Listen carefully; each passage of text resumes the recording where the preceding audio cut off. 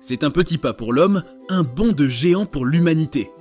C'est la célèbre déclaration de l'astronaute Neil Armstrong lorsqu'il a laissé les premières traces de pas sur la Lune. Apollo 11 était la mission gouvernementale qui visait à réaliser un atterrissage lunaire habité avec le lancement du vaisseau spatial Eagle depuis la fusée Saturn V. L'atterrissage sur la Lune a sans doute été l'un des événements les plus importants de la civilisation humaine. Bien que cet événement reste extrêmement populaire dans le monde scientifique et dans la culture populaire, plusieurs faits sur la mission restent relativement méconnus.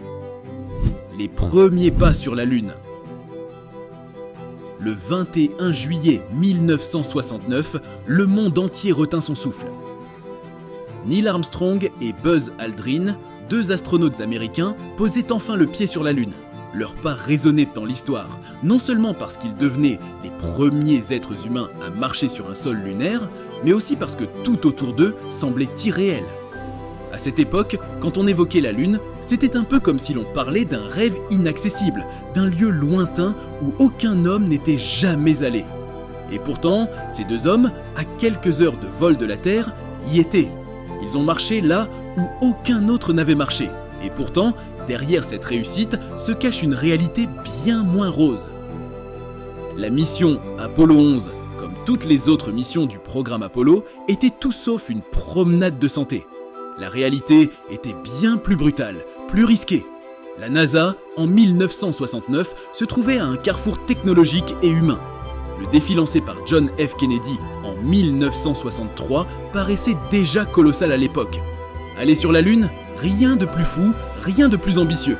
Seulement, il a fallu plus de 7 ans, à peine, pour que la mission Apollo 11 voie le jour. Et que dire de la technologie de l'époque, où l'ordinateur de bord de l'atterrisseur Eagle aurait à peine pu faire tourner un simple smartphone d'aujourd'hui? Pourtant, malgré ses limites technologiques, l'équipe d'Apollo 11, avec son courage et son expertise, a été capable de réaliser ce qui semblait impensable. Un exploit incroyable, non pas parce que l'équipement était ultra perfectionné, mais justement parce qu'il l'était si peu. D'ailleurs, des fuites étaient détectées et des techniciens se sont battus contre la montre pour résoudre ces dysfonctionnements. Quelques minutes avant que ces hommes ne partent vers l'inconnu, la machine qui devait les y emmener montrait déjà des signes de faiblesse. C'est à ce moment-là que l'on réalise l'importance du travail d'équipe, du courage et surtout de la chance. Parce que la chance, dans une telle aventure, joue un rôle capital.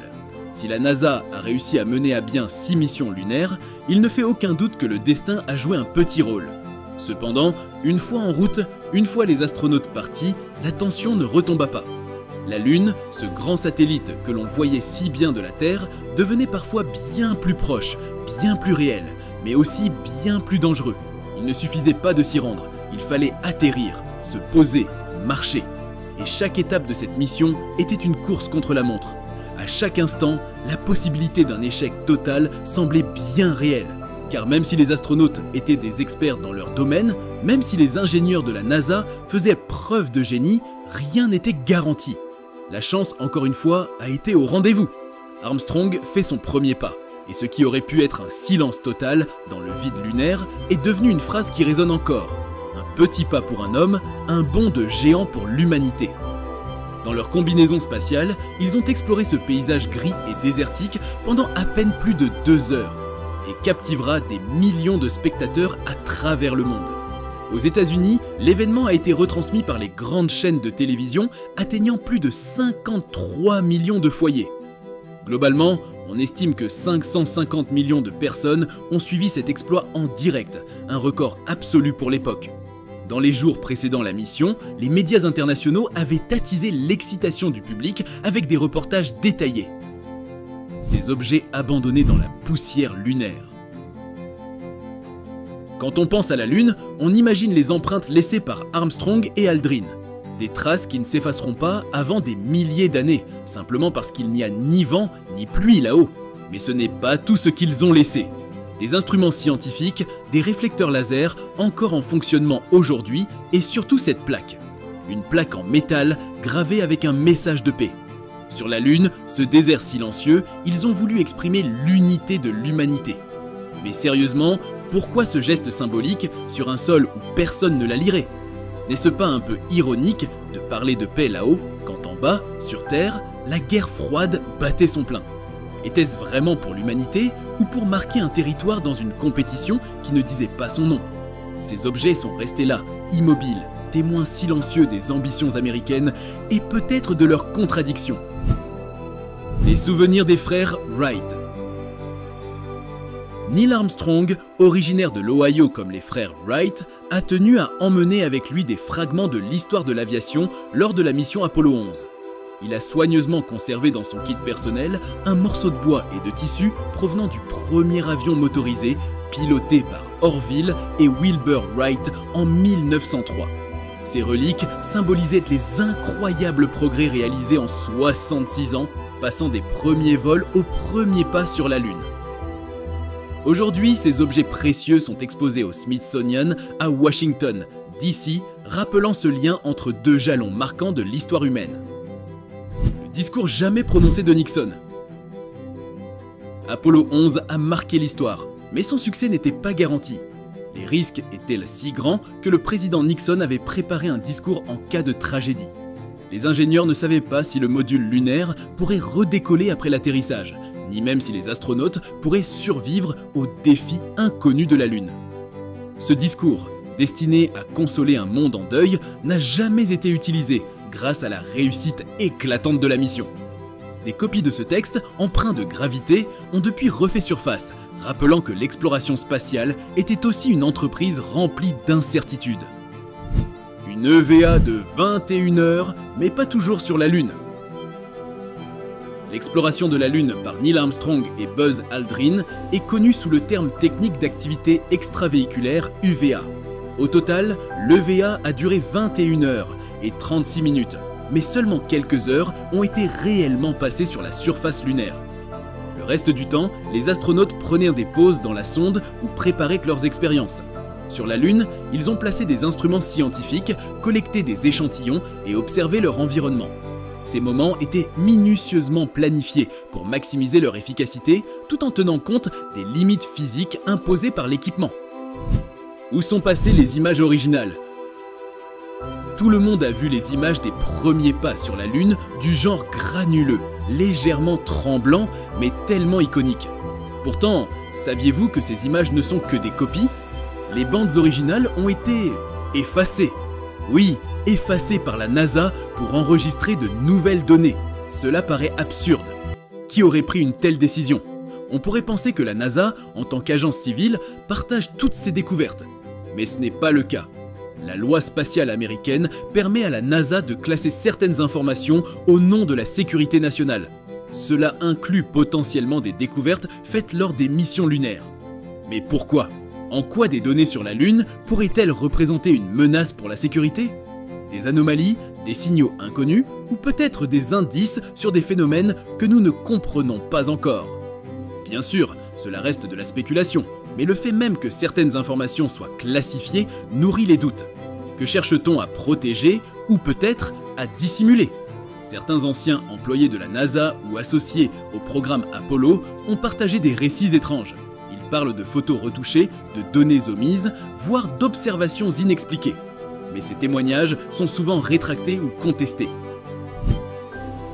La quarantaine post-lunaire. Après avoir risqué leur vie pour le progrès de l'humanité, Armstrong, Aldrin et Collins ont eu le plaisir douteux d'être mis en quarantaine pour protéger leur planète à leur retour. Comme les humains n'avaient jamais mis les pieds sur la Lune auparavant, les scientifiques de la NASA ne pouvaient pas être certains qu'une peste mortelle d'origine spatiale n'avait pas hanté les astronautes.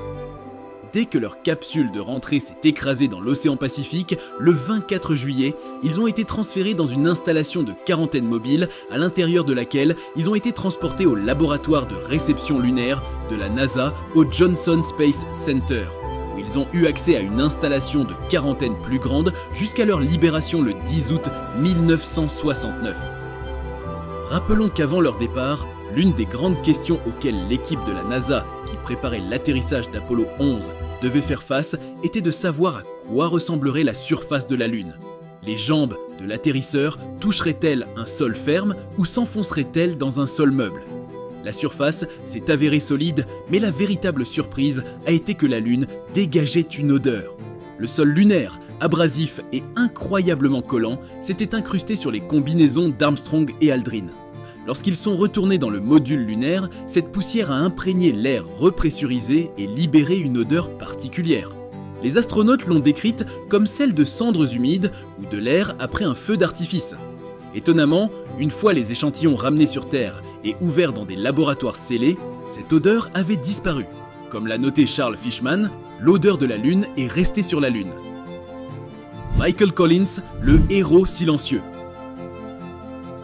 Si Neil Armstrong et Buzz Aldrin sont les noms les plus célèbres d'Apollo 11, la mission reposait aussi sur les épaules de Michael Collins.